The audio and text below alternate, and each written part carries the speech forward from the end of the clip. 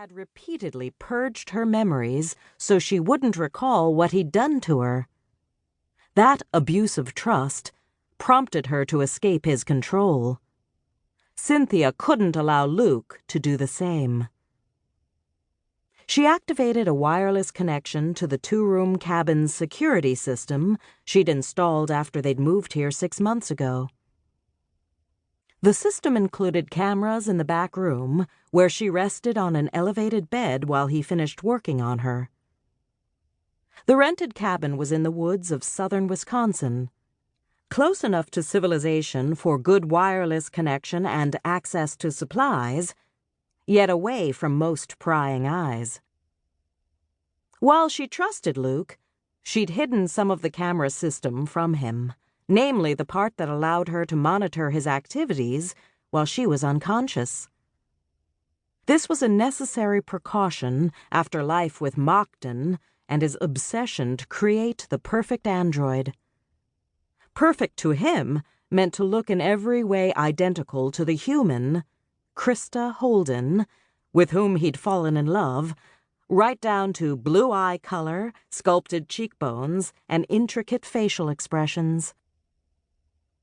Mockton provided Synthia advanced artificial general intelligence, AGI, so she could mimic Krista's thought processes and behavior. He'd even installed an empathy chip in the hope it would allow Synthia to fall in love with him. She couldn't love a man who kept her captive for 6 months, or a year, depending on whether she considered her time as Synthia the android or included her prior existence as Krista. The human form died of a brain tumor and the strain of uploading her memories and personality into Synthia.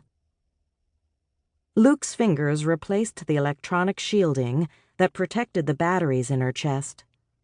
In doing so, he bumped a connection that momentarily scattered her thoughts and sent reverberations through her circuits. Her mind stabilized and restored. "Sorry, clumsy me." He looked into her eyes. "Are you okay?" "I'm fine. Calm down and take your time. I know you're tired, but you're almost done." He nodded and returned his attention to her chest cavity. As part of duplicating Krista's varied facial expressions in Synthia, and so he could take the android in public in a variety of disguises, Jeremiah Mockton designed Synthia to activate internal mini-hydraulics to alter the shape of her head and face. She'd chosen Krista's smart and attractive look for Luke's benefit during their months together.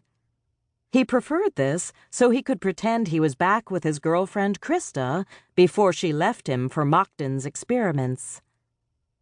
With no innate vanity, Synthia had no preference as to her appearance, except to the extent it facilitated her interactions with Luke and enabled her to avoid drawing attention while in public.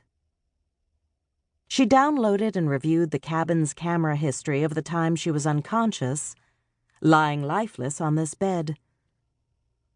It showed no activity outside the cabin, no visitors, and Luke hadn't left the building. He remained at her side the entire time.